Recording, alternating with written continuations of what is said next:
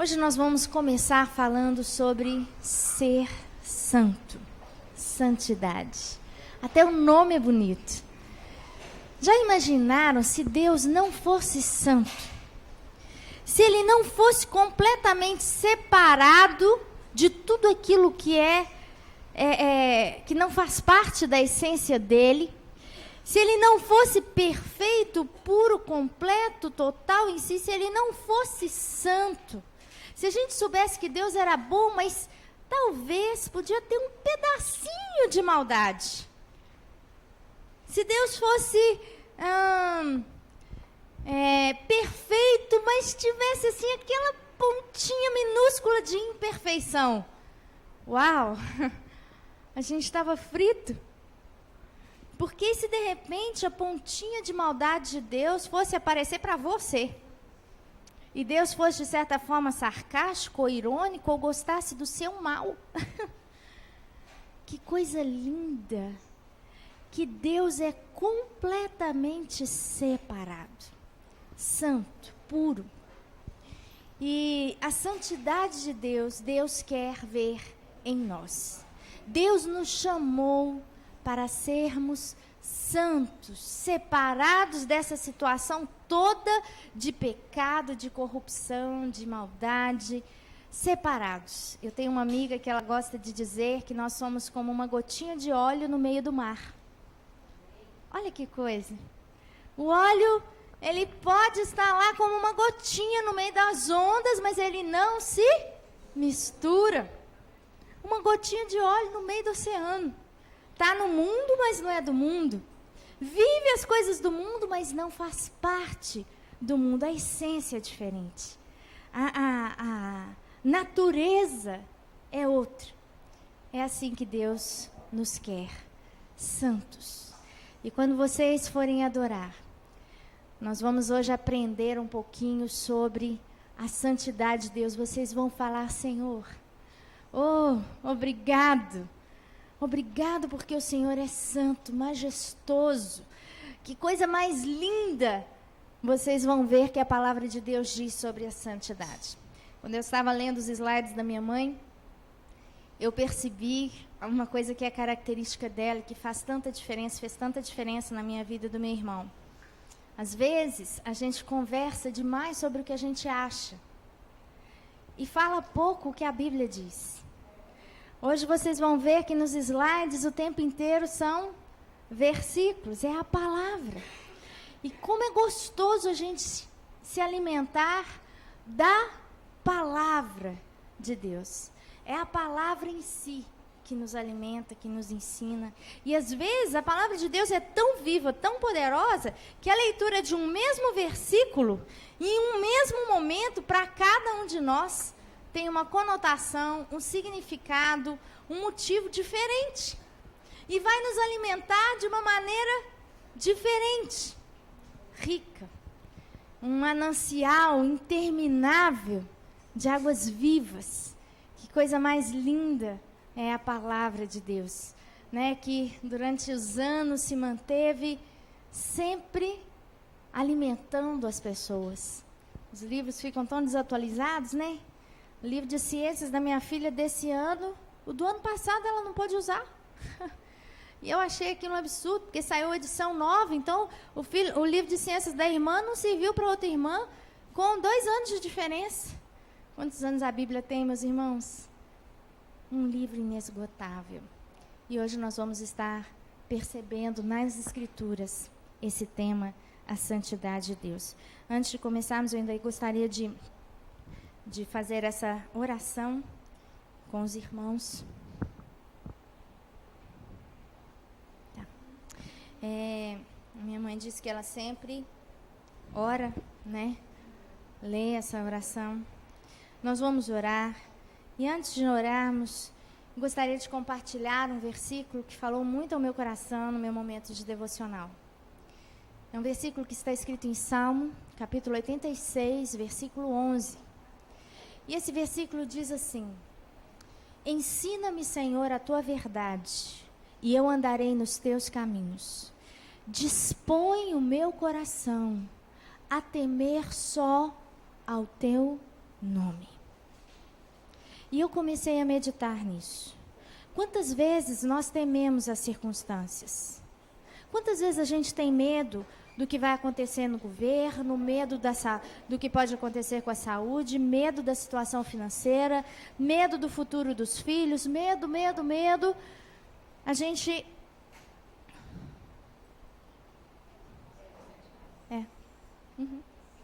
A gente tem medo do que está em volta.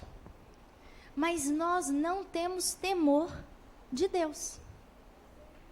Quando, na verdade, o que o Davi fala nesse salmo é: dispõe o meu coração a só temer o teu nome.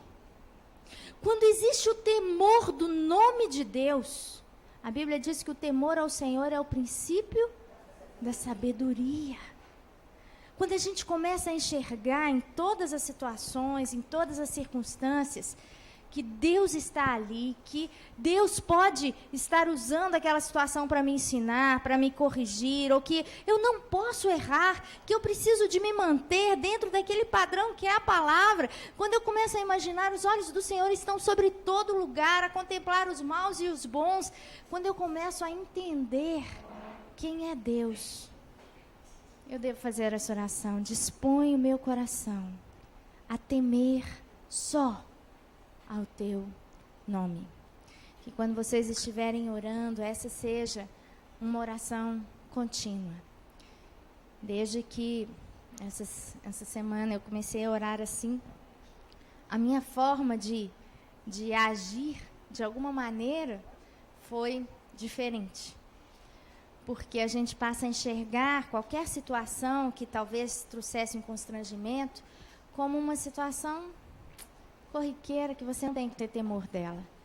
E outras situações, você começa a se resguardar mais, a boca fica mais fechada, até o seu julgamento que vem instantaneamente, né, pelo olhar, né, você começa a ficar mais pezinho atrás, já não julga, né, daquela forma. Dispõe o meu coração a temer só ao teu nome. Vamos orar então. Vamos falar com o Senhor.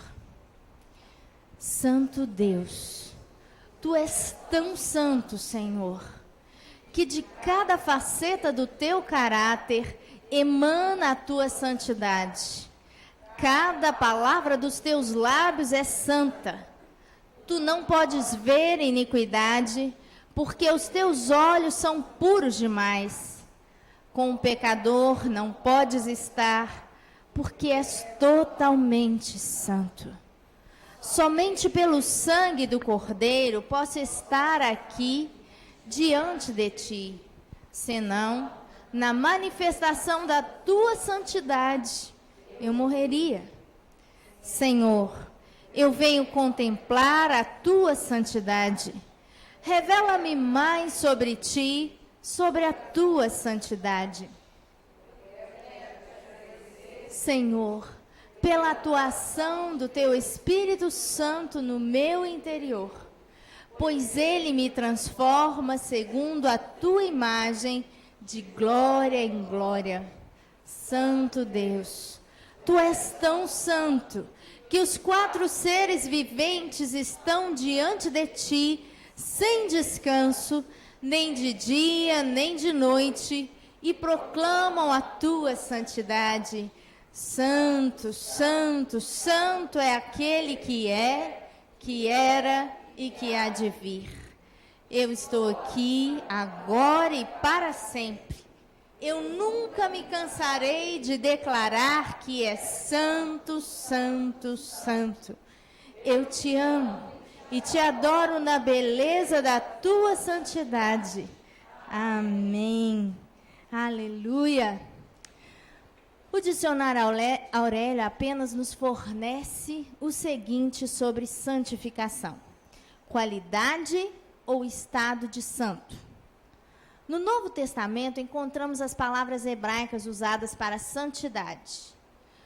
Kadosh, eu não sei falar, gente. Quem sabe? Kodesh. provenientes da raiz semítica que significa separação ou extirpação. É usada nas Escrituras para separação ou consagração de uma pessoa ou alguma coisa para o uso divino. Eu não sei por que o meu...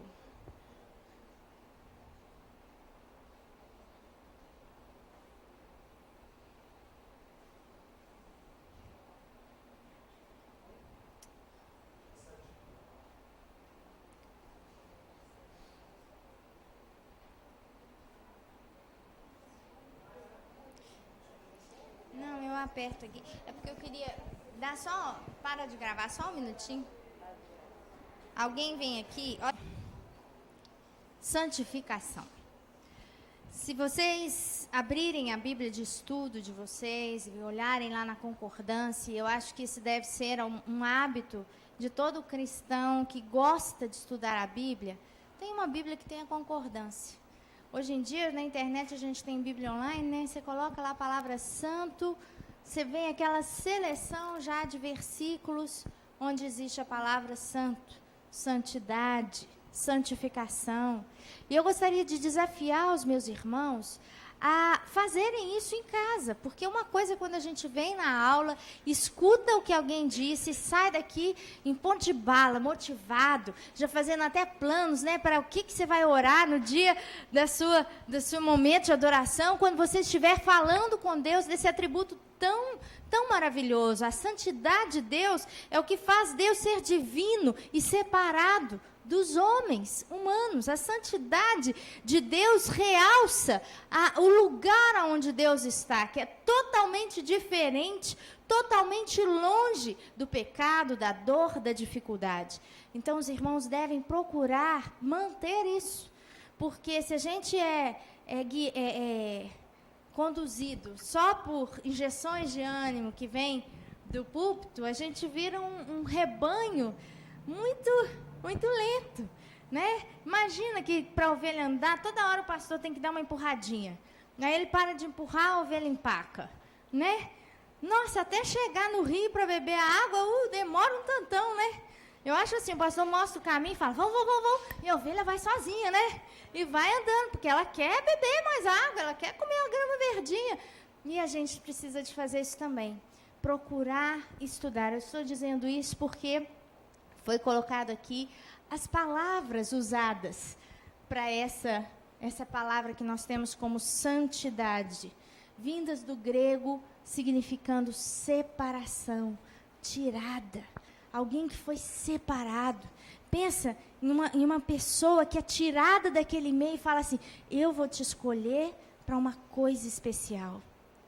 Eu vou te separar para algo especial. Nós somos um povo chamado para ser santo. Tirados do nosso meio, tirados da bagunça, da confusão do mundo, para sermos santos. No Velho Testamento, vamos encontrar os sacerdotes, levitas da família de Arão, sendo consagrados ao serviço do Senhor, recebendo essa ordem de se santificarem para o exercício do seu chamado. O sacerdote não deve beber vinho ou bebida forte quando entrar na presença do Senhor para discernir o santo do profano. Tem mais alguma coisa aqui. Pensa. Se o sacerdote estivesse...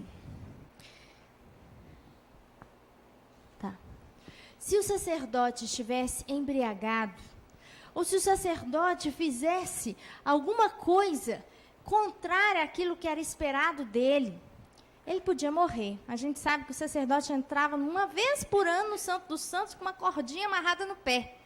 E se ele caísse durinho lá, morto, diante da presença de Deus, aquela cordinha ia servir só para puxar o defunto, né?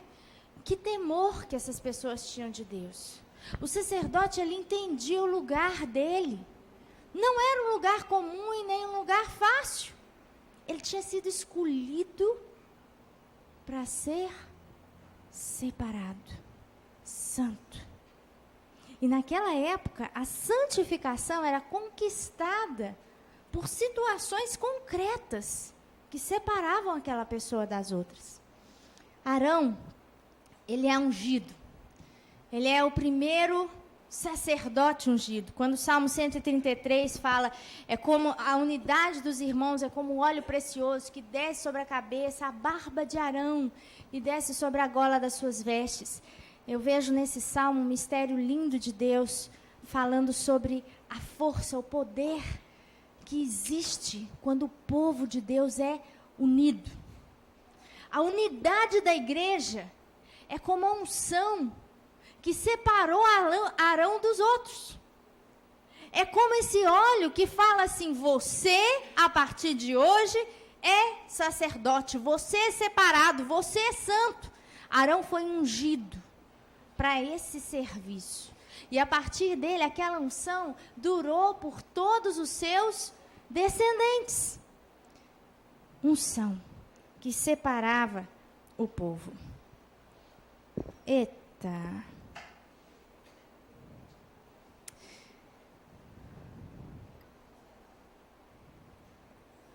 Nisso.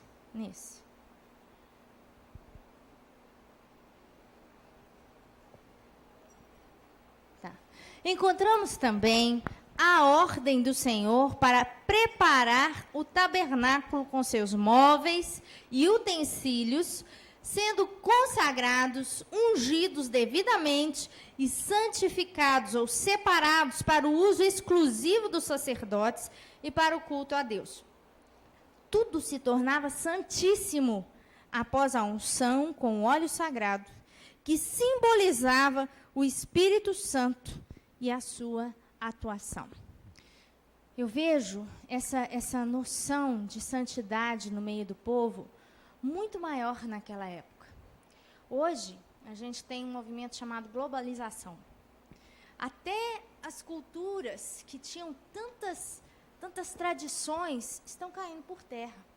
A cabeça da humanidade hoje é de misturar. Legal é aquele que aceita tudo. Legal é quem não é radical.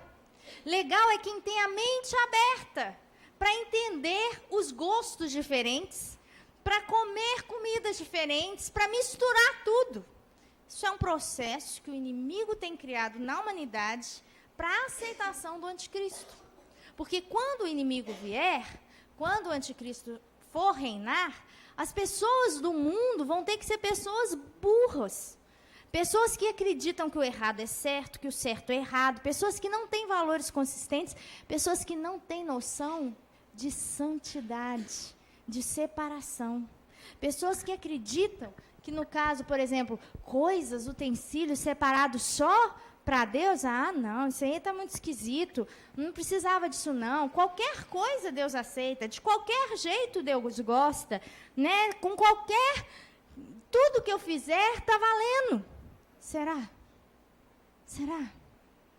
A Bíblia diz que Deus é santo, santo é separado do pecado. Diante da santidade de Deus, a gente morre, meus irmãos. Não existe comunicação homem-Deus, senão através dessa equiparação do homem com Deus, quando o homem busca ser santo. Santo. É um nível mais elevado. E Deus está no total, nesse nível assim, mais elevado de todos. Como é que ele consegue? Como é que Deus consegue ser totalmente santo?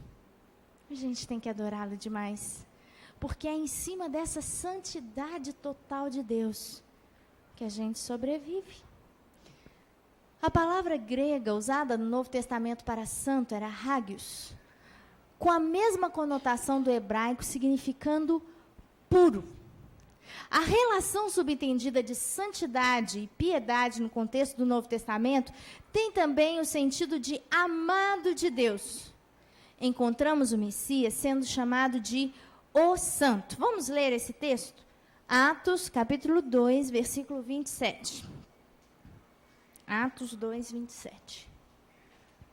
Puro, sem contaminação, sem nada de sujeira no meio, completamente bom, completamente verdadeiro, completamente amável, completamente justo, sem nada de injustiça, sem nada de maldade, sem nada de ruindade. Deus é puro, puro.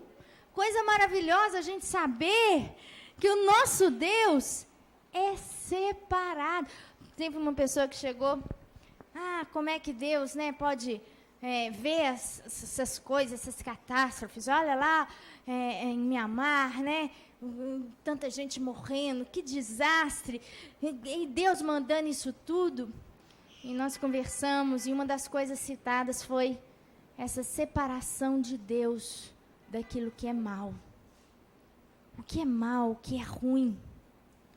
As dificuldades, elas não são provenientes de Deus. Eu lembro de uma história muito contada do Albert Einstein, quando ele era novinho, numa sala de escola, em que o professor, um ateu, pergunta para os alunos se Deus criou todas as coisas.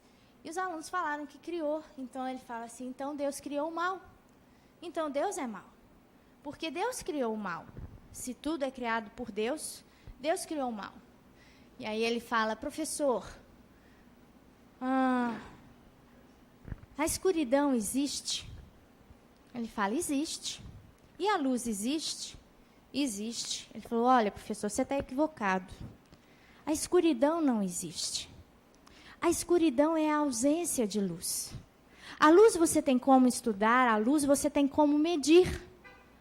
Mas a ausência da luz gera o que nós denominamos escuridão. Mas ela não é nada concreto em si, ela não existe. Do mesmo jeito, o frio.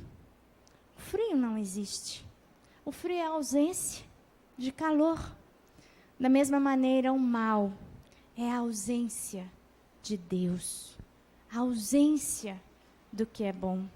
Deus não é o criador do mal. Ele é puro. Ele é santo. Ele é completamente separado de tudo aquilo que é ruim, imperfeito, impuro. Alguém que achou o texto, leia, por favor. Atos 2, 27. Porque não deixarás minha alma na morte, nem permitirás que o teu santo veja corrupção. O Messias é chamado de santo. Nem permitirás que o teu santo veja corrupção. E é tão importante, você que é crente, saber disso. Vocês sabiam que hoje, nos Estados Unidos, quase 85% dos jovens cristãos criados na igreja não acreditam que Jesus não tenha pecado. Não acreditam que Jesus foi totalmente santo. Nós precisamos de divulgar isso. A palavra de Deus nos fala para a gente contar as vindouras gerações, os louvores do Senhor, do nosso Deus, as maravilhas que fez. Nós precisamos de divulgar. Vocês estão aqui numa aula, recebendo muita orientação de Deus. Não é para ficar guardado. Eu costumo dizer que Deus não gosta de lagoa. Lagoa recebe água e vai empoçando, empoçando, empoçando, vai ficando, né, cheio e não esvazia para lugar nenhum. A Bíblia não fala que nós somos lagoa. A Bíblia fala que a gente é rio. O rio recebe e dá, não é? Recebe e dá. E quando a água vai movimentando dentro da gente, a gente vai ficando limpinho. E água parada dá dengue, né? Dá lodo, dá mau cheiro, não é assim? Assim é aquele cristão que só recebe. Daqui um tiquinho, ele está uma pessoa, uma pedra pesada do lado do pastor. Sabe tanto, mas só murmura, só cobra, só vê os defeitos, não dá conta de dar. É quando a gente dá, meu irmão, que a gente recebe mais de Deus. Né? Então, o que vocês estão recebendo, é importante passar. Importante mostrar para as pessoas que estão na nossa casa, nossos vizinhos, que Deus é santo. A santidade é o mais elevado atributo de Deus.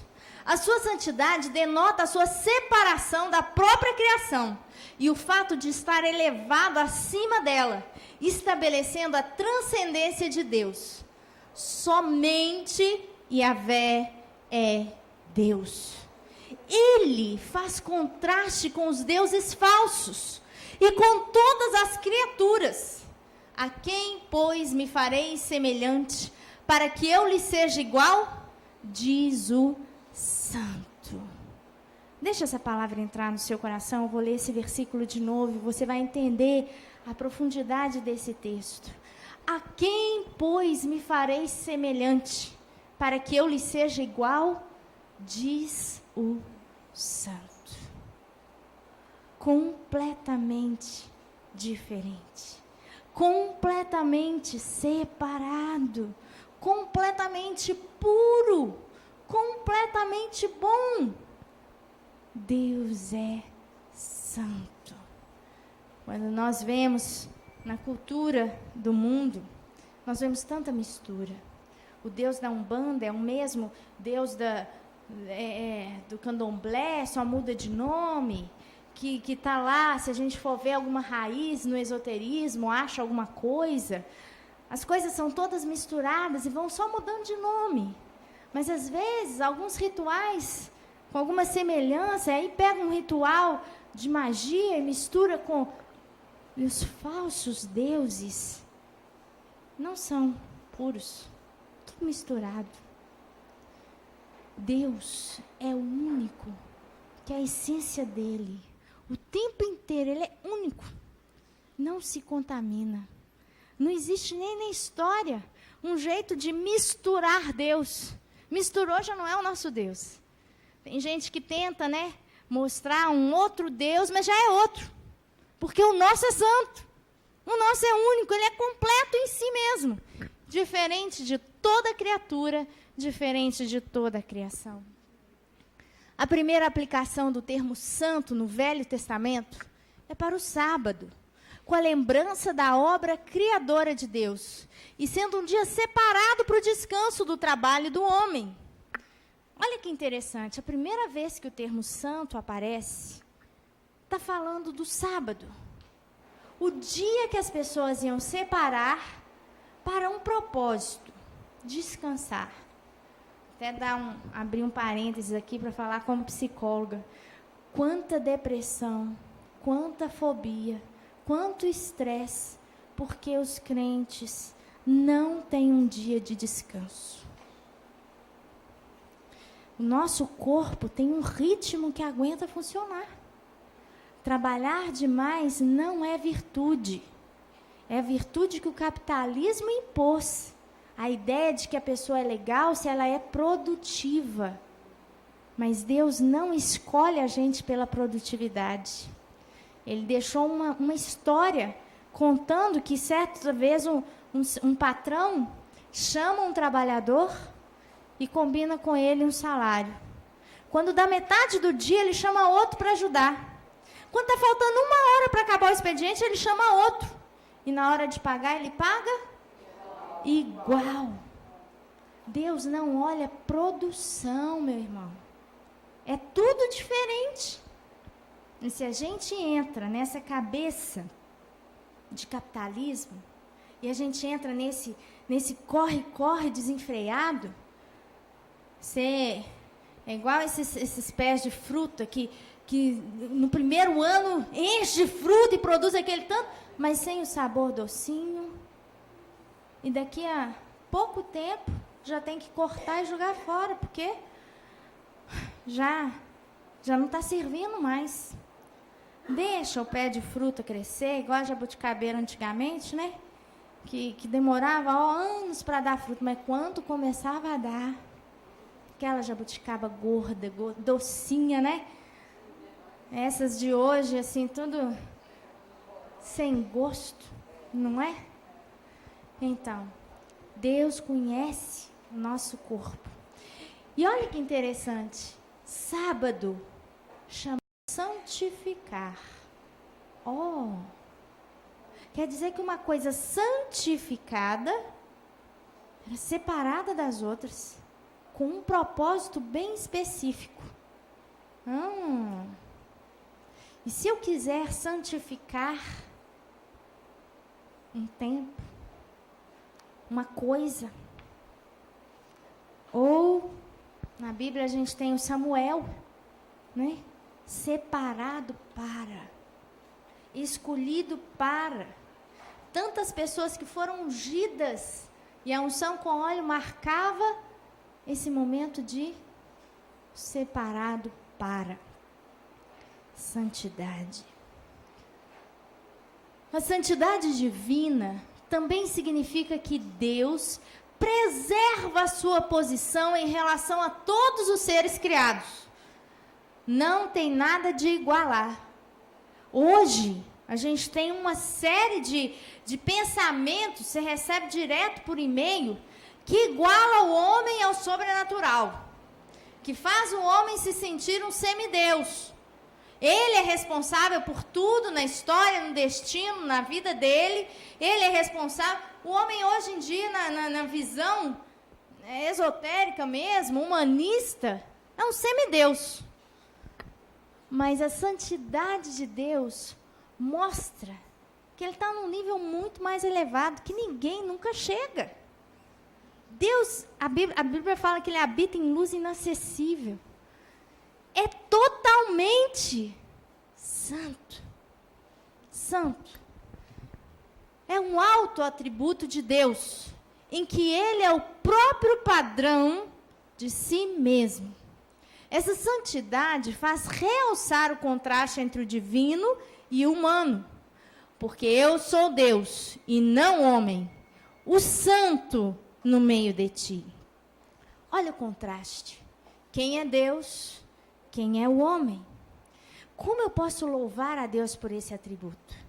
Porque se Deus não fosse totalmente santo, se ele se misturasse um pouquinho, que bagunça que as pessoas podiam fazer. Porque alguma coisa ou alguém que se separasse, um guru, um Buda, né, que tentasse se auto-santificar através de mecanismos, ia se igualar a Deus. É o que acontece no próprio budismo, né? As pessoas idolatrando o Gautama, né? Siddhartha Gautama, né? O Buda, porque era uma pessoa que passou por esse caminho do sacrifício e de tentar uma auto-santificação, separação. Mas Deus olha para esse tipo de gente e fala assim: opa, eu sou Deus. Eu sou o santo no meio de ti. Eu sou o santo. Será que a gente prevalece diante de Deus? Como é que fica uma pessoa pecadora diante de tamanha santidade? Ah, é difícil. Porque o pecado não tem vez com Deus. Por isso é que nós vamos ver lá, quando estudarmos sobre o senhorio de Cristo, tanto que a gente tem que amar Jesus. Porque Deus não me enxerga, Deus enxerga Jesus em mim. É o jeito que eu tenho de chegar até Deus, que é totalmente santo. A santidade de Deus nos inspira admiração por seu caráter perfeito. Louvem o seu nome, grande e tremendo, pois é santo. Pois é santo. A santidade divina expressa a excelência moral de Deus. Excelência moral. Quem aqui poderia pensar em alguém que moralmente nunca teve um deslize? Nossa, não existe, né? Que coisa linda eu acreditar que o fato de Deus ser totalmente separado do pecado e do mal faz com que ele moralmente seja excelente, total, perfeito. Eu me alegro muito de ver os irmãos fazendo um curso sobre adoração. Vocês vão aprender e vão deixar fluir a adoração a esse Deus. E a gente tem que ir ouvindo quem é Deus para ir se apaixonando por Ele. A adoração flui desse louvor apaixonado. É quando a gente começa a enxergar as virtudes do nosso amado, as características do nosso Senhor. Então aí as coisas vão fluindo. Você vai falando, Deus, olha quem que o Senhor é. O Senhor é santo, santo, santo, totalmente separado, totalmente puro, moralmente excelente. A tua santidade expressa esse caráter de integridade do Senhor, totalmente perfeito. Quando a gente se deixa apaixonar pelo Senhor, quando a gente se entrega, é a comparação que o Senhor faz, né, que a igreja é a noiva.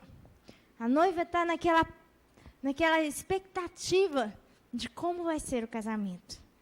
Naquele desejo de entrega, de estar direto debaixo da cobertura, da proteção de alguém que cuida dela. Não significa que Deus é homem e que a igreja é mulher. Não é isso. Mas é porque nessa comparação, a noiva é a dependente e o noivo é o provedor. O homem é aquele que vai cuidar, zelar. E a noiva, muitas vezes, não vai ter que fazer tanta coisa. Ela simplesmente vai receber esse amor, vai ser amada, cuidada, protegida para sempre. Essa é a nossa realidade com o Senhor. Gente, nós fomos escolhidos para ser amados. Já parou para pensar que o fato de Deus ser totalmente santo faz com que a gente imagine um Criador perfeito, que nesse momento, enquanto você está sentado aqui, Deus empregou todo o seu poder, toda a sua sabedoria, toda a sua autoridade. Sabe para quê? Para garantir o seu bem-estar. O Senhor é aquele que se importa conosco, que nos escolheu como noiva amada. E quando a gente vai falando para Deus, puxa, ai, eu te amo, obrigado porque o Senhor me amou primeiro. Obrigada, eu não merecia. Oh, que graça maravilhosa que me alcançou. E eu começo a enxergar quem é o meu noivo. Quem é aquele que vai cuidar de mim por toda a eternidade? É alguém perfeito. Sua perfeição está livre de toda e qualquer limitação. Perfeito, perfeito. Que palavra linda, saber que Deus é perfeito. Tu és tão puro de olhos que não podes ver o mal, e a opressão não podes contemplar. Deus é perfeito. A sua santidade é o resplendor de tudo aquilo que Deus é. Nessa palavra santidade, Deus é, eu vou usar a palavra ser, um ser completamente único, separado de toda a criação, de tudo que é ruim, completo em si. Quando eu penso nesse atributo, é como se ele fosse o resplendor de tudo o que Deus é. Ele me mostra tudo aquilo, o que Deus é. Isso significa que todos os seus atributos estão embutidos na sua santidade. Tudo. Puro, perfeito, majestoso, digno, verdadeiro. Tudo isso está embutido nessa palavra santidade. Como a luz branca, que é separada nas cores do arco-íris através de um prisma, assim a santidade divina contém todos os outros maravilhosos e perfeitos atributos do caráter e do ser divino. A santidade de Deus, pois, é o atributo dos atributos, que forma a unidade de todas as características de Deus. A santidade envolve cada uma das três pessoas da Trindade, o Pai, o Filho e o Espírito Santo, que comunica essa santidade aos homens através da palavra e de sua ação regeneradora no coração humano. Parece bobeira falar isso, que se Deus é santo, as três manifestações de Deus são santas, as três pessoas da Trindade são santas. Parece que não precisava te falar, mas existem pessoas que acreditam que por Jesus ter assumido a forma humana, ter virado gente, ter comido como nós, Jesus perdeu um pouco dessa santidade de Deus. Não. Nós lemos lá aquele primeiro versículo: não permitirás que o teu santo veja a corrupção. Jesus, santo, santo, separado. Como que durante os anos o inimigo tenta macular a imagem de Jesus, né? Forçar situações para não percebermos Jesus como tão santo assim. Eu gosto de trabalhar com adolescentes, né? Meu esposo é pastor de adolescentes. E um dia um adolescente cheio de inspiração veio me contar que ele estava conversando com uma senhora muito beata, muito mariólatra, e ela chegou para ele, um rapazinho falando, e ele evangelizando a ela. Ele falou assim: eu até ia para a sua igreja, se vocês não falassem de Maria. Puxa vida, eu não entendo por que vocês ficam falando de Maria. Por que vocês não entendem, não veneram Maria? Por que vocês não abraçam essa mulher santa, mulher de Deus? E por que vocês não tentam, de alguma maneira, fazer algo por ela, agradá-la? E o meu adolescente falou assim: olha aqui, imagina que você tem um filhinho, pequenininha. Não, imagina não, o menininho estava grudado nela. Então ele falou assim: imagina que seu menino vai atravessar a rua. E aí, de repente, quando ele está atravessando a rua, do outro lado da rua está passando o seu vizinho, um jovem, minha idade, seus 17 anos, e o jovem vê que o carro vai pegar o menino. E aí não tem jeito, o menino vem correndo na rua e o carro vai pegar e não tem jeito. Então o que o jovem faz? Ele pula na frente do carro e empurra o menino, e o carro bate nele. E ele fica tetraplégico no hospital. Vai lá, está lá no hospital todo acamado. O que você faz? Você vai no hospital agradecer aquele moço pelo sacrifício que ele fez pelo seu filho? Ou você vai na casa da mãe dele, enche a mãe dele de presente e não fala nada com o filho? Aí a mulher falou: nunca tinha pensado desse jeito. Adolescente é ótimo. Quando a gente fala de santidade do Pai, do Filho e do Espírito Santo, pensar na santidade de Deus Pai, na santidade do Espírito, é bem mais fácil. É bem mais fácil. Mas Jesus foi perfeito, santo.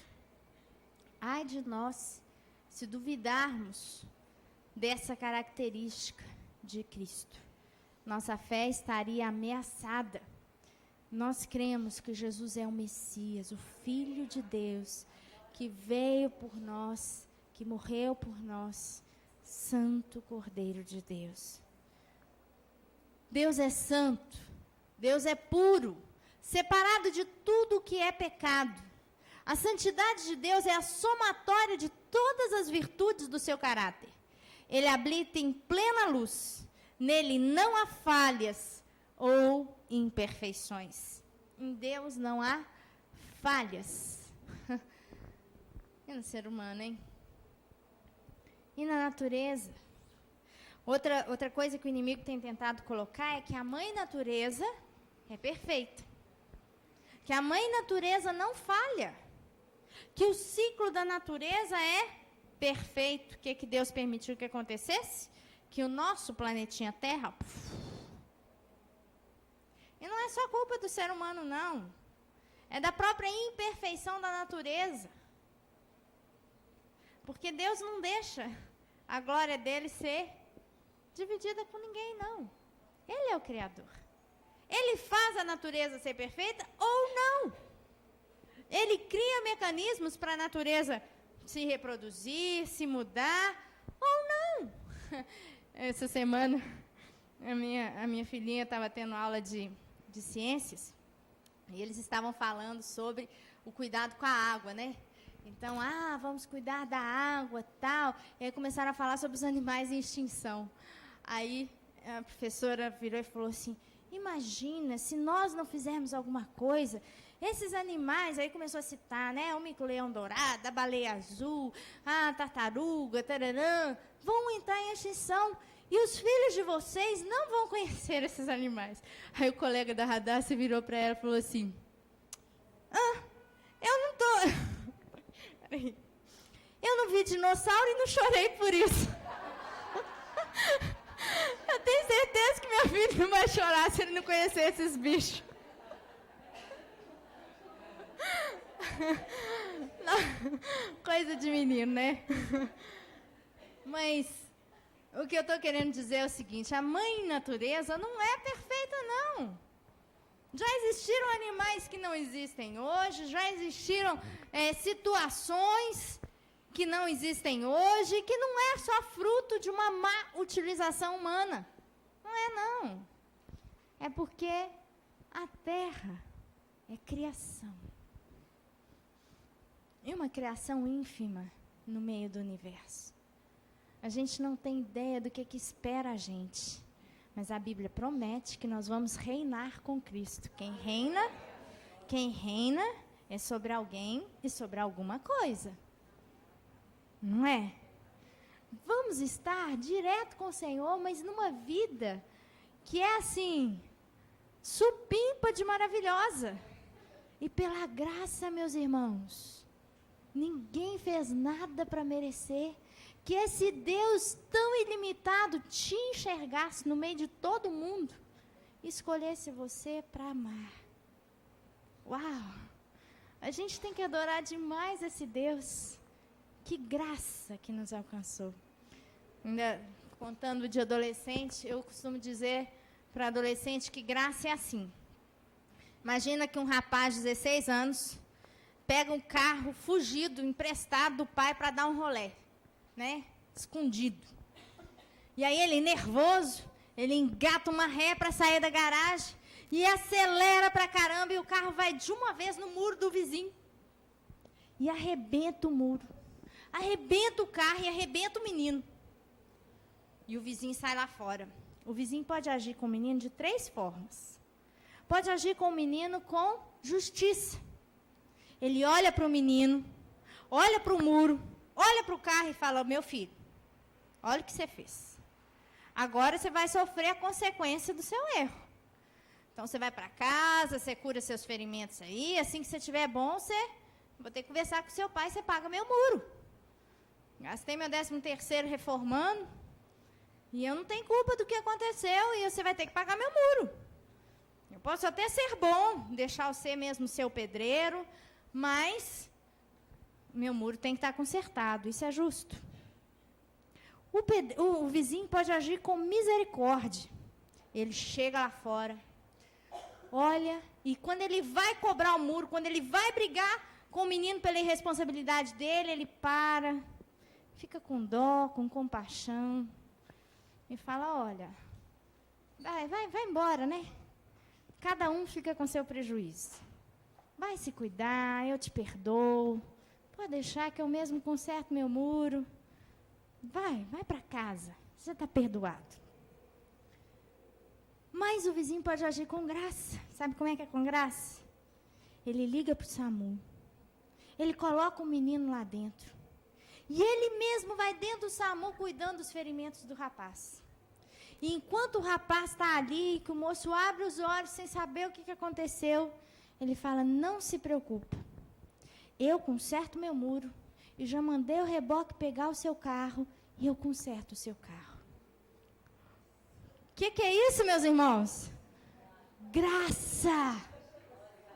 O que é isso? Alguém faz? O que esse menino fez para merecer? Graça, favor imerecido. Deus te ama É por isso que essa turma está sendo chamada para adorar. Ele merece. Ele merece. Esse Deus que te encontrou, que te escolheu, que fez tudo para você, de graça. Não é qualquer um. Não é um Deus que quer um reconhecimentozinho porque ele é ruim e ele precisa de conquistar você, fazendo um tanto de coisa legal para você gostar dele e ele ter pelo menos alguém que goste dele. Deus é santo, puro. É o Senhor do universo, é a criatura, é o ser, é a pessoa mais preciosa, mais importante. Deus é santo. A gente está falando de alguém que me escolheu, mas não é qualquer pé de chinelo. Olha quem me escolheu e de graça. A gente vai ter uma eternidade para louvá-lo. Mas eu acho que nossa mente, o nosso coração, só vai entender de verdade o que Deus fez por nós quando a gente estiver lá. Que a gente parar para olhar tudo. Mas enquanto a gente está aqui, nós devemos adorá-lo. Não há em Deus imperfeições. A santidade do Senhor nos garante pureza dos seus planos e dos seus propósitos. Deus permite que busquemos a sua face e experimentemos em Cristo e através da atuação do Espírito Santo a sua santidade nos nossos corações. Garante a pureza dos seus planos e dos seus propósitos. Se a gente imaginasse que por trás do plano de Deus, de Jesus, de Deus ter mandado Jesus na terra, existisse um planinho que Deus não contou, uma segunda intenção, como acontece muito, né? Ai, que roupa linda a sua! E lá no fundo, semana que vem é o aniversário dela, eu tô a fim de ir, né? Ou então, um elogio, ou então uma crítica, ou então um esquema para ganhar reconhecimento, ou para ganhar moral, ou para ganhar um olhar amigável do outro. O homem é cheio de esquema, cheio de segundas intenções. Olha o que está dizendo. Eu tenho que adorar a Deus porque é a santidade dele que garante que os planos dele são puros. Os propósitos dele, ele explicou e é aquilo mesmo. Não existe uma segunda intenção. E o que ele queria, ele já revelou. E a gente pode caminhar seguro naquilo que Deus disse. Isso, gente, a santidade de Deus traz segurança. Quando a gente é criança, eu não sei se vocês brincavam, mas eu brincava de ceguinho. Então, põe uma faixa nos olhos e alguém vai te conduzindo. E às vezes a gente faz isso na escola dominical. Quantas crianças têm aquela dificuldade de confiar no outro? Porque tem gente que faz uma maldadezinha, né? E te conduz para o lugar errado. A minha mãe conta que uma vez, ela brincando de ceguinho, um pessoal mais falou, né? Vem por aqui, vem. E ela, com a cabeça no poste. Aí deu aquele galo e ela chorou. Ela, meu bem, você me guiou no poste. Ela falou, Ângela, você é muito boba. Quando a gente brinca de ceguinho, tem que ficar com um pedacinho do olho aberto.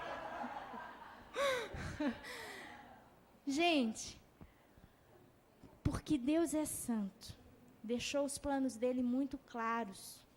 A gente confia. A gente confia em seguir o que ele fala. Porque o que ele fala vai nos levar ao lugar que ele disse que vai. E se não fosse? E se Deus fosse bom, mas um pontinho, 0,0001, ele tivesse uma misturazinha? Quem garante que o que ele mandou fazer não ia conduzir a gente para um lugar ruim? Eu tenho que adorar a santidade de Deus. Eu tenho que adorar e falar, Deus, Tu és perfeito, puro, santo. Os Teus planos, os Teus propósitos.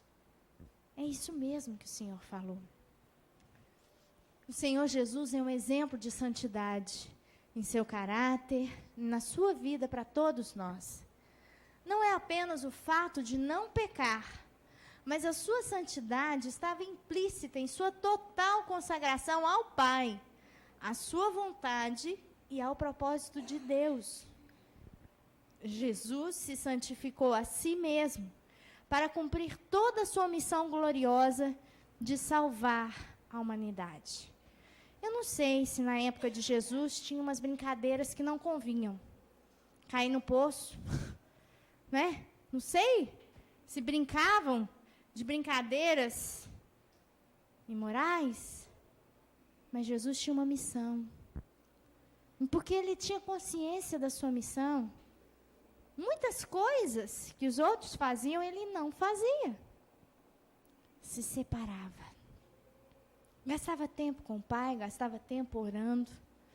Ele era totalmente consagrado ao Pai, à sua vontade e aos propósitos de Deus. Jesus se fez homem para deixar para a gente também um modelo de vencedor. Quando a gente vê alguém que venceu, a gente também quer vencer. Ele deixou para nós esse caminho, esse trajeto. Ele nos conduz ao Pai. Jesus foi totalmente separado. Várias coisas que ele talvez quisesse ou pudesse fazer, ele não fez. Consagração total a Deus. Nós vamos continuar lendo alguns slides, mas eu gostaria que você agradecesse a Deus nesse momento por Deus ser santo. Elabore na sua mente algumas frases e fale: Senhor, eu te adoro, porque Tu és santo. Deixe sair algumas palavras dos seus lábios e agradeça a Deus. Aleluia.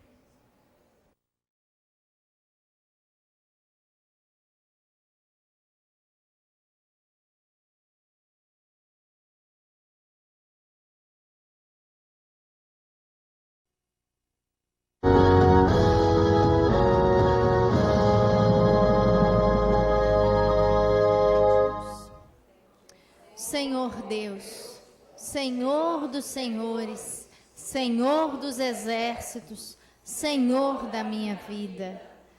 Tu és Jesus, e és Senhor sobre todas as coisas.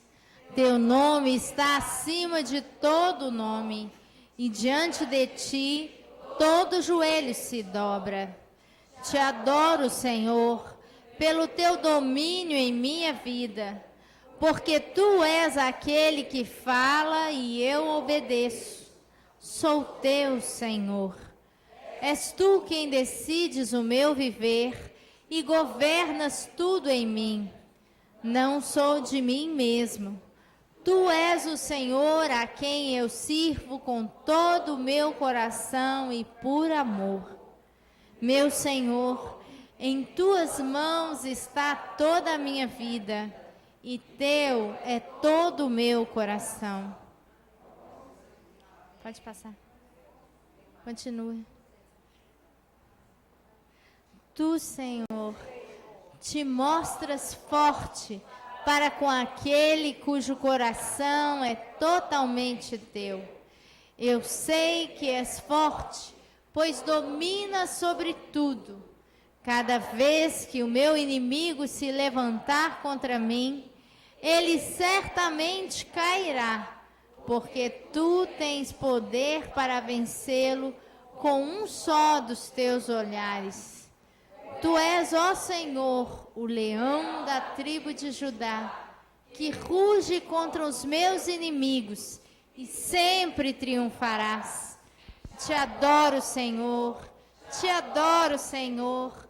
Minha vitória consiste nisso, em meio à guerra, apenas Te adorar, e isso é tudo. Aleluia. Cristo é o Senhor. Vocês têm ideia do que é ser o Senhor? Alguém aqui já teve algum senhor sobre você? Talvez o seu patrão, talvez o seu pai, um pai autoritário, forte, que exigia ser obedecido. nós temos a ideia do que pode ser um Senhor. E nessa noite, você vai entrar comigo no entendimento de adorar a soberania de Cristo. Cristo é o Senhor. Cristo conseguiu uma posição que ele lutou para conquistar. E ele venceu. E porque ele venceu, porque ele conquistou, porque ele reina, porque ele é vitorioso, ele hoje é o Senhor. Ele tomou posse. Ele é vencedor. Quando nessa oração nós lemos: Tu és o leão da tribo de Judá, que sempre triunfarás. Que coisa maravilhosa saber que a vitória sempre vai ser do Senhor Jesus. Ele merece. E eu vou adorá-lo porque ele é o Senhor. Ele conquistou tudo. Ele é dono de tudo. Ele podia ter sucumbido a alguma das tentações. Ele podia não ter tido vontade de lutar por nós. Mas ele pagou um preço alto. E hoje nós o servimos. Ele é o Senhor. E coisa boa que não é um Senhor malvado, não é um Senhor ruim, não é um Senhor difícil, é um Senhor maravilhoso, é um Senhor cuidadoso, é um Senhor amoroso. O dicionário Aurélio nos traz a definição de senhorio como direito de senhor sobre alguma coisa, domínio, autoridade, posse, propriedade. Ser senhor é ser o dono, é ser aquele que manda. Jesus manda, e ele tem direito de mandar porque ele conquistou isso. E ele não é aquele patrão. Imagina agora se você tivesse que ser subjugado a um senhor que fosse ruim, que fosse um mau senhor. Aquela pessoa, aquele patrão que te suga o sangue, que só quer o que você dá conta de produzir e que não dá a mínima porque você pensa, sente ou necessita. Coisa maravilhosa é saber que, apesar de poder fazer o que ele quer conosco ou com as coisas que ele conquistou, ele escolheu ser um Senhor bom. O senhorio de Cristo sobre a igreja implica em sua total autoridade e domínio, embora esse domínio esteja abrangendo todas as criaturas nos céus e na terra. Ele é chamado de Rei dos Reis e Senhor dos Senhores. Ele está no posto mais alto. É por isso que no começo dessa nossa reunião eu falei sobre dispõe o meu coração a temer só ao teu nome. Como é importante nós entendermos que Deus é soberano. Se Ele é Senhor sobre o quê? Sobre a minha vida. Ele é Senhor da minha história. Ele é o Senhor da minha casa. Ele é o Senhor dos meus filhos. Ele é o Senhor do meu esposo. Ele é Senhor da igreja. Ele é o Senhor do universo. Deus é Senhor sobre todas as coisas. Jesus é o Senhor. Jesus é o Senhor. Jesus conquistou essa posição de ser colocado como Senhor dos senhores. Nada está acima da autoridade de Jesus. E diante desse reconhecimento da autoridade, a gente se dobra. Você não chega para conversar com Lula, mascando chiclete, consertando a calça, de chinelo de dedo, de qualquer coisa, não é? Você não... Se o Lula, você recebesse um convite na sua casa, o Lula te chamou para almoçar com ele. O carro oficial do governo vai passar na sua casa 11h30. Meio-dia você está almoçando com o presidente. Como é que você se porta? Que roupa você põe? Você vai pensar, não vai? Por quê? Uma figura de autoridade. E a gente tem um jeito até para conversar. E se essa autoridade tivesse ainda poder sobre a vida, sobre a morte? tivesse poder sobre o que você vai ter durante o resto da sua vida ou perder o resto da sua vida, tivesse poder sobre a eternidade, como é que seria a sua postura? Cristo é o Senhor dos senhores. Ele conquistou a minha vida. Ele conquistou, ele foi vitorioso e ele tem domínio sobre tudo. Sobre tudo. Vamos ler juntos?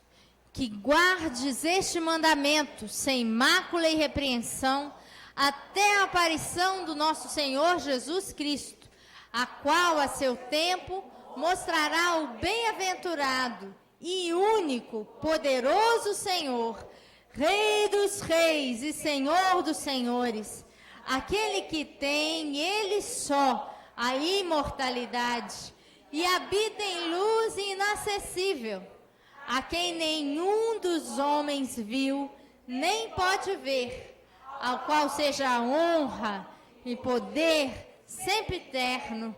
Amém. Essa é a palavra do nosso Deus. Nós precisamos de guardar o mandamento sem necessitarmos de ser repreendidos até a volta de Jesus. E quando Jesus voltar, ele vai se revelar como o Senhor dos senhores. Aquele que foi humilhado, aquele que estava ali na cruz, nu, motivo de chacota, de zombaria. Ah, vocês falavam que ele é o Messias, agora está morto. Desce da cruz, Messias. Cadê? Agora o que vai virar a seita de vocês? O Messias de vocês morreu. Aquele que foi humilhado vai voltar, cavalgando num cavalo branco, vencendo e para vencer, como o Rei dos reis no posto mais alto, mais elevado. E quando nós adoramos ao Senhor, quando nós reconhecemos esse atributo de Deus, oh, meu filho, você se dobra. E a Bíblia fala que um dia, todo joelho vai se dobrar. Todo joelho, porque vai ver a grandeza do Senhor, vai ver a majestade, a conquista de Jesus e vai ter que reconhecer. Ele venceu, ele merece, ele é o Senhor, ele é o Senhor. Ninguém vai roubar esse título de Jesus, ninguém tem condição de peitar a Jesus. Todas as coisas têm que obedecer à ordem do Senhor, tem que obedecer à ordem de comando que Jesus Cristo vai dar. Nós temos que amar a Jesus, porque ele conquistou. E uma conquista só é conquista quando ela é difícil, quando ela é válida. Uma conquista roubada, né? Um corredor que corre com o uso de drogas, queima, não vale. Se ele tivesse um tanto de bonificações por trás para vencer, não valia. Foi difícil, mas ele venceu. Venceu sem estar dopado pelo Espírito Santo. Venceu sem um jeitinho de Deus. A Bíblia conta que lá no Getsemane, o que Deus fez? Virou o seu rosto. E Jesus venceu. Quando você for adorar, você vai adorar Jesus porque ele é o vencedor. Sabe aquela hora que todo mundo aplaudiu a Ayrton Senna e falava, ei, você ganhou, e todo mundo torcia, e todo mundo falava assim, nossa, ele merece o meu aplauso, ou, se eu for chegar perto dele, eu vou dar parabéns, uau, campeão, ou qualquer um outro atleta, numa Olimpíada que se esforça, e ele conquista aquele prêmio de uma maneira justa, ele esforçou e ele é o campeão, e você parabeniza. Nós vamos adorar a Jesus por ter vencido. Você serve um Deus que é o campeão, que venceu todas as coisas e hoje se tornou Senhor dos senhores, Rei dos reis. Como Rei dos Reis e Senhor dos Senhores, Jesus reina sobre todos. Ele alcançou esse nome, essa posição, através da sua obediência ao Pai. E de acordo com a carta de Paulo aos Filipenses, de sorte que haja em vós o mesmo sentimento que houve em Cristo Jesus, que sendo em forma de Deus, não teve por usurpação ser igual a Deus, mas esvaziou-se a si mesmo, tomando a forma de servo, fazendo-se semelhante aos homens, e achado na forma de homem, humilhou-se a si mesmo, sendo obediente até a morte, morte de cruz. Por isso também Deus o exaltou soberanamente, e lhe deu um nome que é sobre todo nome, para que ao nome de Jesus se dobre todo o joelho dos que estão nos céus, na terra, debaixo da terra, e toda língua confesse que Jesus Cristo é o Senhor, para a glória de Deus Pai. A vida cristã, ela é sempre cheia de paradoxos. Ao invés de maior é aquele que é servido, maior é o que serve. Ao invés de ser campeão, aquele que vence mais, que deixa o outro para trás e chega na frente, no reino de Deus, maior é aquele que empurra mais gente na frente de si mesmo. Como, às vezes, o cristão tem que entender isso, que a gente está andando de uma maneira contrária à maneira do mundo. Você quer ser grande? Seja pequeno. Você quer rir? Tem que chorar. Bem-aventurados os que choram, porque deles é o reino dos céus. Felizes os que choram, felizes os perseguidos, felizes os injustiçados, felizes. Olha o que a Bíblia fala. O tempo inteiro o oposto, porque o mundo fala assim: felizes os que têm tudo, os que têm pessoas para servi-los, felizes os que estão aí, né, cheio de, não tem conta para pagar, estão com dinheiro sobrando, né, para fazer o que quiserem, felizes aqueles que não têm que seguir regras. A palavra de Deus fala: bem-aventurado, feliz o que me ama e guarda os meus mandamentos, o que me segue, o que me obedece. É tudo o contrário, é tudo diferente. O inimigo, ele, até hoje, a estratégia dele com o ser humano é a mesma. Lá no Éden, ele chegou para Eva em forma de serpente e falou para Eva assim: Eva, é verdade que Deus falou para você não comer? Ela falou: não, eu posso comer de tudo, menos dessa árvore. Por que você não come? No dia que você comer, você vai ser como Deus. O que o diabo falou? O que Deus falou para você não fazer, faça. Porque você vai ser mais feliz se fizer o contrário do que Deus falou. E é isso que o inimigo faz até hoje. Se Deus fala, você vai ser feliz se guardar puro até o casamento. O que o diabo fala? O que é isso? Você vai ser muito feliz se você experimentar o sexo antes do casamento. Se Deus fala para você cuidar do seu corpo, que é santuário de Deus, templo de Deus, o que o diabo fala? Use drogas. Não cuide do seu corpo. Maltrate, porque você vai sentir um barato que, né? O diabo fica com a mesma história. Tudo que Deus falou para não fazer, você faz. Faça exatamente o contrário das ordens de Deus. Nesse texto sobre Jesus, nós vemos que o caminho de Jesus foi um caminho de humilhação. E o que o inimigo fala? Procure um caminho de autopromoção, de exaltação. Quantas mensagens de autoajuda são emitidas com esse tom? Apareça, se produza. Se você gostar de você mesmo, os outros vão gostar. Se você não gostar de você mesmo, quem vai gostar? Você tem que ser, você tem que mostrar, você tem... E aqui a gente vê o contrário. Nós vemos um Jesus que abria mão de si pelos outros. Que sabia, que enxergava a necessidade do outro como mais importante do que as suas.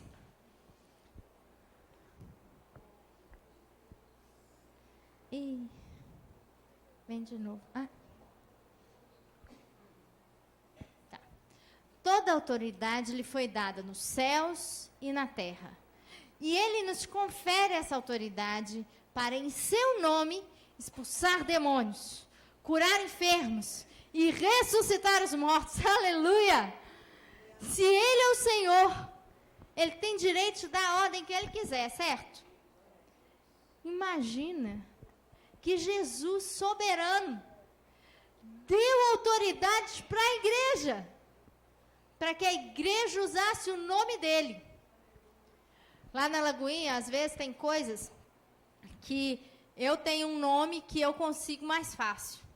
Então, vamos supor que lá na rede de adolescentes, eles estão precisando de um microfone.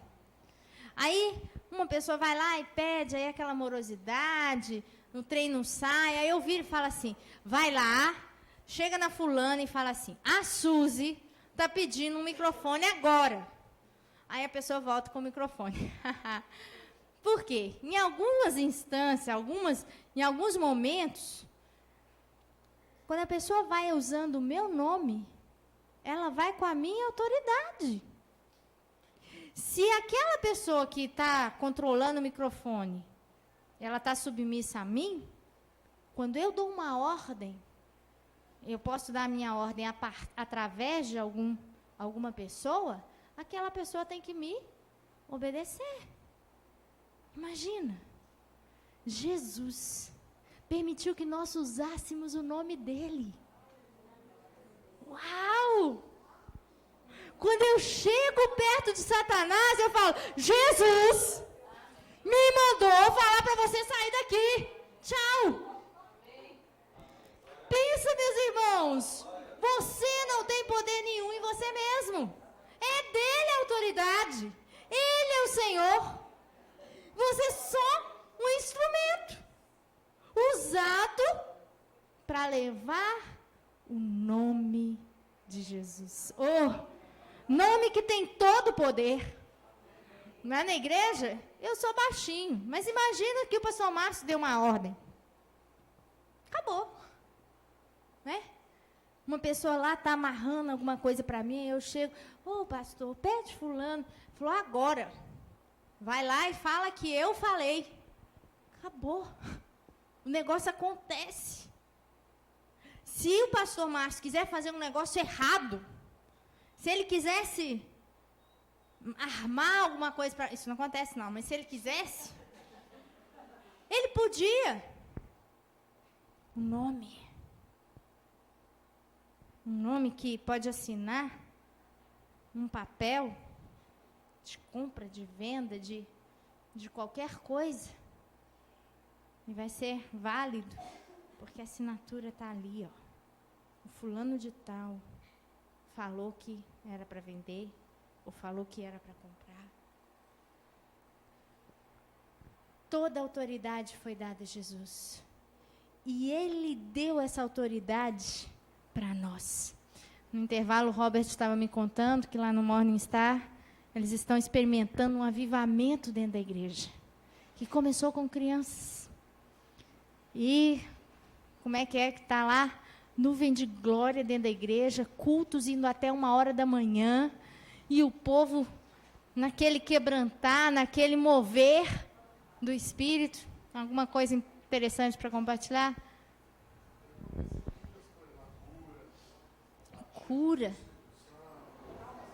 Cura, sinais. 6h30 da manhã, igreja cheia, cura, sinais, gente torta endireitando, gente surda ouvindo. No Morning Star, lá nos Estados Unidos. Morning Star. Gente de igreja, que de repente os olhos foram abertos para entender verdades espirituais, e uma delas é o senhorio de Cristo. Cristo é Senhor sobre esse mundo. Cristo é Senhor sobre os governos. Cristo é Senhor sobre as tempestades. Cristo é Senhor sobre a natureza. Cristo é Senhor sobre principados e potestades. Cristo é Senhor sobre as enfermidades. Cristo é o Senhor. Tudo se dobra diante de Jesus.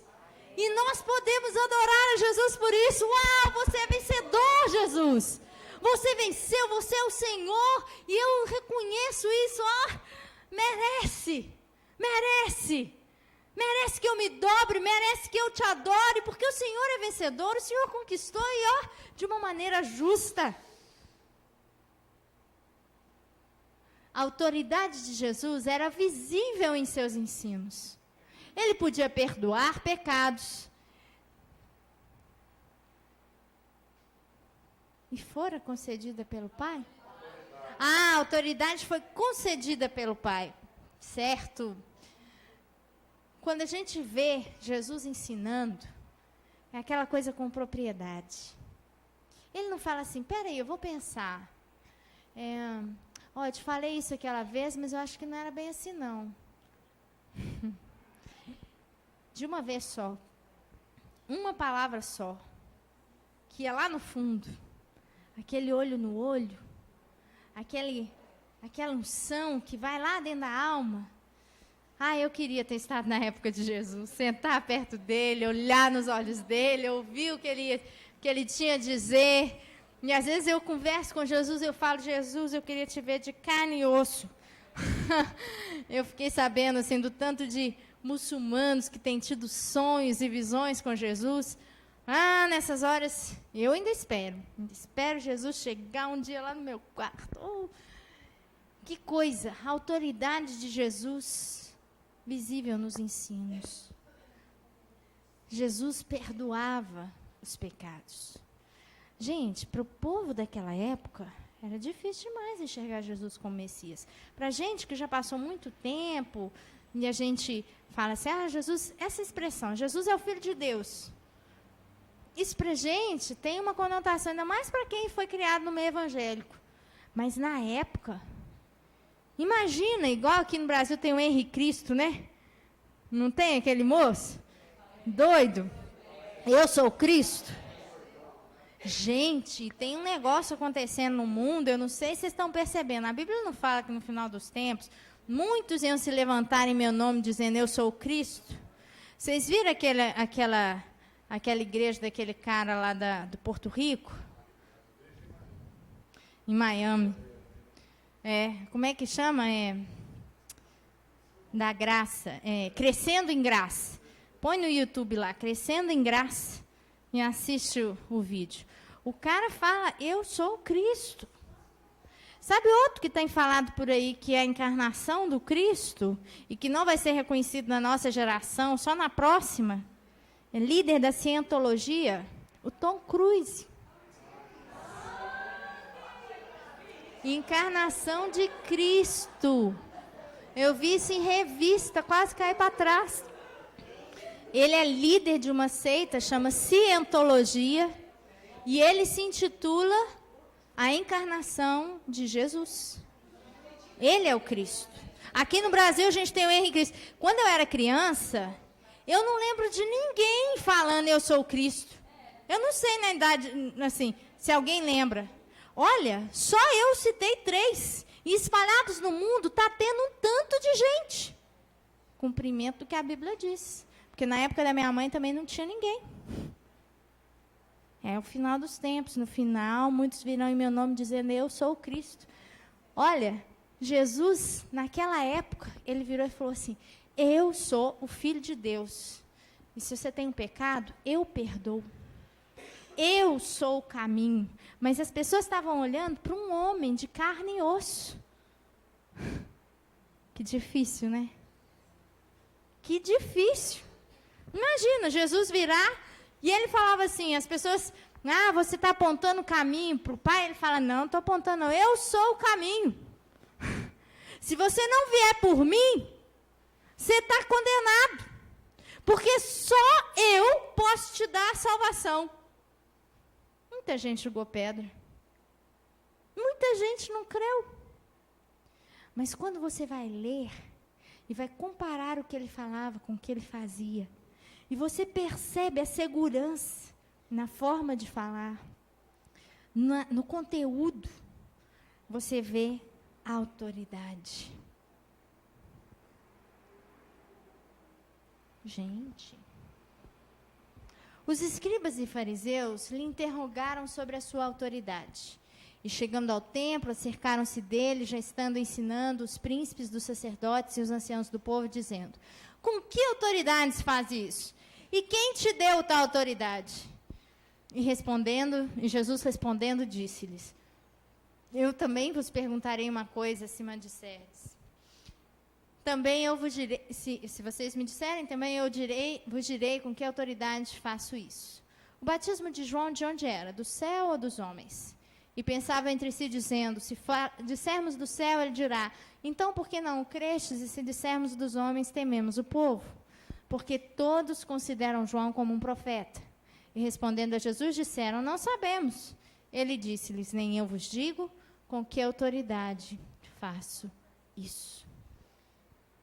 Gente religiosa perguntando a Jesus sobre a origem da sua autoridade. A igreja de hoje corre esse risco de, muitas vezes, existem seitas, religiões que excluem a figura de Jesus, consideram Deus Pai como todo-poderoso, Jesus só um profetinha, só uma extensãozinha de Deus. Não, a autoridade era só do Pai. Jesus é o Senhor. Jesus é o Senhor. A autoridade de Jesus foi conquistada na posição de homem, através da sua inteira submissão ao Pai no poder do Espírito Santo. Ele é o Senhor absoluto e reinará para todos sempre e eternamente. Mais uma vez um paradoxo. A autoridade sendo conquistada com a submissão. A gente acha que a autoridade vem pelo espírito de liderança. E o líder não é submisso. E ele acaba dando ordem no grupo e tal, e ele vai crescendo no grupo, e a autoridade que ele vai ser investido de liderar o grupo veio porque ele não acatou as ideias dos demais. Não é assim? Porque ele vai se sobressaindo e vai sendo, mandando em todo mundo. De onde que veio a autoridade? Do homem, de ser essa pessoa insubmissa, que não aceita, que ele é que manda. Ele vai fazendo a autoridade. Olha, a autoridade de Cristo veio da sua submissão ao Pai. Ele só pode ter autoridade porque ele perdeu. Ele só pode ganhar porque perdeu. Só pode ser o maior porque foi o menor. Só pode ter liderança porque soube ser submisso. Submisso. A estratégia divina para salvar o homem incluía o plano de Jesus morrer na cruz. E no terceiro dia ele haveria de ressuscitar dentre os mortos para exercer esse divino senhorio. Porque foi para isso que morreu Cristo e ressurgiu e tornou a viver, para ser Senhor, tanto dos mortos como dos vivos. Que plano maravilhoso o plano de Deus, de trazer Jesus da morte e fazer ele ser Senhor dos mortos e dos vivos. A vitória pertence ao Senhor. No plano divino, ele venceria a morte, o pecado e as forças do mal para reinar. E reinará eternamente na casa de Jacó, e o seu reino não terá fim. Eu quero ser submisso. Um rei que conquistou com glamour, com decência, com jogo honesto, que merece esse destaque, que padeceu tudo, que sofreu tudo e que ganhou. Um rei íntegro, bom, que entende as nossas necessidades, porque ele viveu cada uma delas. Que entende os nossos pedidos, porque ele passou pelas nossas dificuldades. A vitória pertence ao Senhor. No plano divino, ele venceria a morte, o pecado e as forças do mal para reinar. Ele venceu tudo. Sabe para quê? Para reinar. Jesus não é seu amigo, um cara legal que anda do seu lado, qual é? E aí, véi? Não. Ele é o Senhor. Ele é o Rei. E apesar de toda essa autoridade, toda essa soberania, Ele te escuta, Ele te ouve, Ele te ama, Ele te comprou, mas você presta a Ele honra, respeito. Ele é soberano. Ele venceu. Eu vi essa figura, eu lembrei do filme do Gladiador. Eu lembro daquele momento que ele está saindo assim daquela cela para ir para lutar lá na arena. Todos os outros gladiadores começam, ele passa, e como ele tinha sido o melhor, todos os outros o reverenciam. Todos os outros o aplaudem. Por quê? Ele mereceu. Ele foi lá na arena. E ele foi o melhor. Ninguém precisou de... Ele não precisou de falar para ninguém. Quando eu passar, vocês batam palmas porque eu sou o cara. Não. Os feitos dele garantiram o reconhecimento de todos. Jesus merece o seu, o meu reconhecimento. Porque ele venceu. Ele é o Senhor. Ele merece tudo aquilo que o Senhor vai dar para ele lá na eternidade. Ele está sentado à direita de Deus. Ele merece. Ele passou por tudo. Podia não ter vencido, mas escolheu vencer. Escolheu um caminho de amor. E o sétimo anjo tocou a sua trombeta e houve no céu grandes vozes que diziam: os reinos do mundo vieram a ser do nosso Senhor e do seu Cristo, e ele reinará para todo sempre. Ele conquistou tudo para exercer o seu poder e governo sobre os homens e conduzir-nos ao Pai, a sua presença. Tá. Ele é o Senhor, e diante dele todo joelho se dobrará, toda língua confessará que Jesus Cristo é o Senhor, para a glória de Deus Pai. Mesmo quem não quiser reconhecer, um dia vai se dobrar. Um dia vai se dobrar. E glória a Deus, porque nesse dia eu vou estar do ladinho de Jesus. Vindo com aquele povo santo, separado, que ele escolheu, que ele comprou para falar: Jesus é o Senhor, Rei dos reis e Senhor dos senhores. Gente, o privilégio que a gente tem de ser salvo. O privilégio que você tem de conhecer a Jesus. Imagina que no meio de toda a humanidade, você vai estar do lado do vencedor, do lado do campeão. E que ele vai falar: olha, tudo que é meu eu dou para vocês vão herdar comigo. Oh, gente, a gente tem que louvar o Senhor demais, porque ele é o Senhor. Os que entregaram as suas vidas ao Cordeiro de Deus, branquearam as suas vestiduras no seu sangue puro e carmesim, andando em sua companhia e desfrutando de sua doce comunhão, também irão reinar com ele na glória celeste. Porque se pela ofensa de um só a morte reinou por esse, muito mais os que recebem a abundância da graça e o dom da justiça reinarão em vida por um só, Jesus Cristo. Nós vamos reinar com ele. Oh, glória! O partido vencedor, que vai ser o nosso, nem é presidente, é rei, né? É eterno. Chamou alguns para serem os seus ministros. Já pensou? Mesmo sem a gente dar conta, mesmo sem merecer, apesar das nossas imperfeições, nós fomos eleitos por Deus em Cristo Jesus. E ele vai reinar eternamente. Ai, que privilégio fazer parte desse reinado de um rei justo. Recebi por e-mail um texto do João Baldo, falando sobre política, falando que o erro não é dos políticos, que o Collor não prestou, o Fernando Henrique não prestou, e agora o Lula também não presta, e que o erro está nos brasileiros.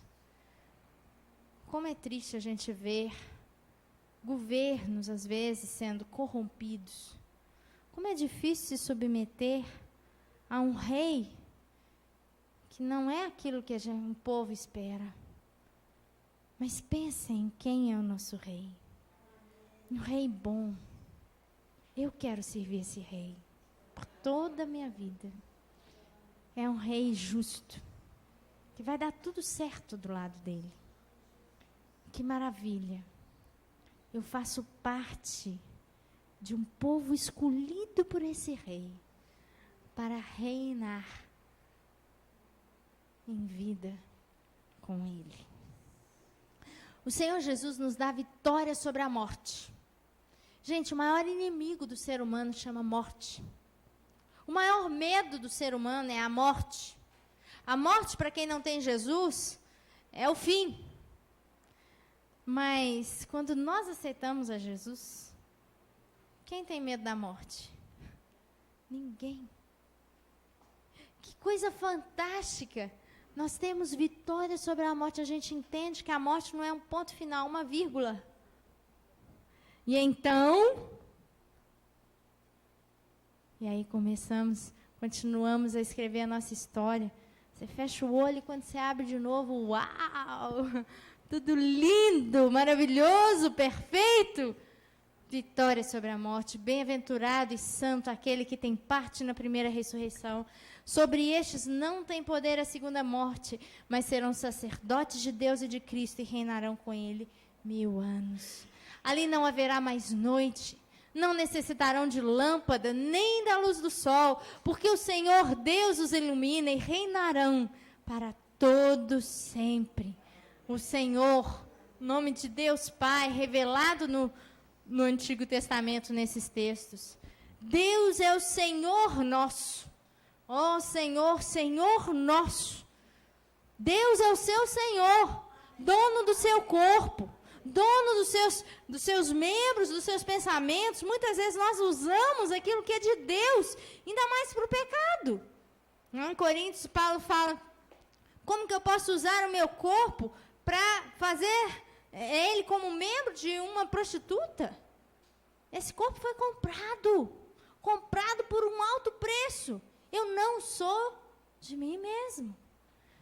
Deus é Senhor nosso.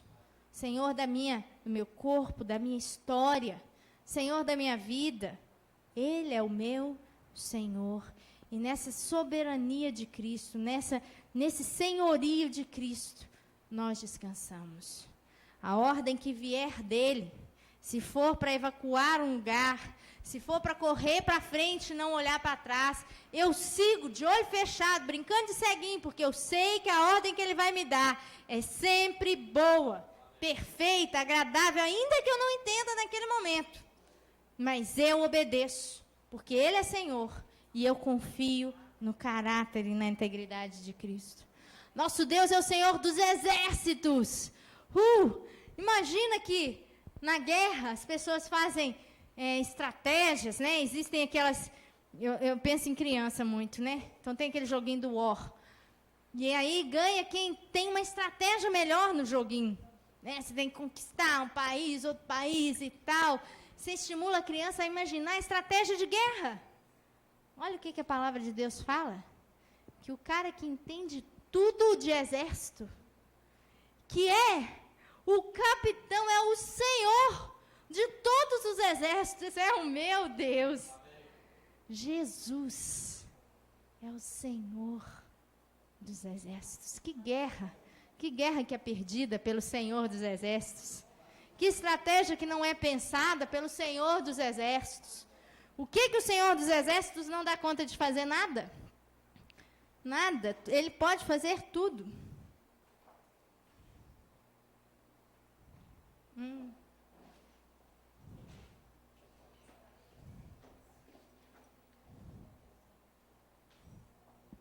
Tá. A vitória nos é dada somente pelo Senhor. A vitória do Senhor é certa. Devemos dar graças ao Senhor, ação de graças pela vitória. Todo agir de Deus é de vitória. O nosso Deus nos dá vitória. Por isso, podemos confiar e descansar nele. Se nós estamos falando de Senhor, de alguém que é dono, a gente está falando de alguém que comprou, que conquistou alguma coisa e hoje ele é dono, né? Se você luta e compra a sua casa, você tem direito de fazer com ela o que você quiser. Você lutou. Aquela casa é sua. Você reforma, você pinta, você faz o que você quiser. Não é assim? Se a gente está falando de senhorio, nós temos que falar de vitórias, de dificuldades que foram vencidas. E a gente tem que entender que todas as nossas vitórias não vêm de nós mesmos. A nossa vitória é dada só pelo Senhor. Isso te faz ficar um pouquinho mais humilde, né? Porque tem gente que se acha um pouco. Acha que eu consigo, eu faço, eu conquisto. Mas se Deus fizer assim, ó, você já era. Todas as nossas vitórias vêm dele. Não se gabe. Porque se você está vivo, mas eu que trabalhei, eu que ganhei. Quem que fez a sua célula funcionar direitinho para sua mente ser perfeita e você não ser doido? Porque no dia que o Senhor fizer assim, ó, sua mente, birutex. Ou seu corpo físico, tão saudável, capaz de produzir, vai ficar entrevado lá numa cama. Quem que deu a inteligência? Quem que deu a saúde? Ou quem que te fez conhecer aquela pessoa que te colocou naquele emprego? Ou quem que te deu aquela ideia maravilhosa que fez a sua empresa crescer? Toda vitória é dada pelo Senhor. Toda. Jesus veio ao mundo para trazer vitória sobre o mal. A vitória que vence o mundo é a nossa fé. Fé. Quando a gente tem fé, a gente pode tudo. Fé é acreditar. Eu lembro, não sei se vocês assistiram, na época que passou a primeira vez, eu só assisti o filme 1, o filme do Matrix. Foi o filme que mais me ensinou sobre fé. É a história de um rapaz. Existe 2 mundos. Ele acha que esse mundo que ele está vendo, que ele vai na escola, é um mundo real. Mas no real, os computadores dominaram a Terra. As pessoas ficam dentro de um casulo, ligadas a eletrodos. Os computadores usam a energia das pessoas. E elas, que estão ali naqueles casulos, ficam imaginando as coisas. E essa imaginação é que é o mundo real, o mundo que elas veem. Então, elas acreditam que o mundo real é o virtual e que o mundo virtual não existe, né? Então, elas estão vivendo dentro de um mundo virtual. E tem um rapaz que ele é tirado por um grupo de rebelião lá e ele acorda e ele entende que ele estava no casulo, que o mundo já acabou, que já houve uma guerra, os computadores já dominaram, que aquilo tudo que ele está vendo é tudo ilusão. E ele volta para tentar vencer as máquinas. E aí, o que acontece? Ele fica sentado lá numa cadeira e ele começa, então, a entrar pelos eletrodos, né, no mundo virtual. E quando ele está no mundo virtual, ele acha que ele está comendo. Mas é tudo da cabeça dele. Todas as pessoas são assim. E aí a pessoa vira, o cara que está acompanhando ele fala assim, olha, como isso tudo é virtual, você pode saltar desse prédio no outro que você vai conseguir. E ele olha, 30 andares, não vou conseguir. E aí ele vai fazendo uma força e ele consegue pular de um prédio no outro. Aliás, nessa primeira vez, quando ele vai pular, ele começa a cair. E aí eles trazem ele de volta porque ele está em pânico. E se ele morrer virtualmente, o cérebro dele, real, acredita que ele morreu e ele vai morrer mesmo. Acredita mesmo que ele está caindo. No final do filme, esse cara, de repente, entende que tudo aquilo que ele estava vendo ou vivendo era virtual. E que ele não está ligado às leis daquele mundo. Que ele está em outro mundo. E que ele, então, poderia controlar as leis daquele mundo virtual. Então, ele pode olhar para isso aqui e encurvar. Ou ele pode saltar de um prédio para o outro. E no final do filme, ele sai voando. Por quê? Não há mais limitação. Porque ele entendeu que a realidade que o cercava estava condicionada a um outro nível, que ele estava fora. Quando a igreja entender que o que reina, o que realmente governa a vida da igreja são outras leis, quando a gente consegue entender que a autoridade nós temos o nome de Jesus, que essas coisas aqui se nos submetem pela palavra do Senhor.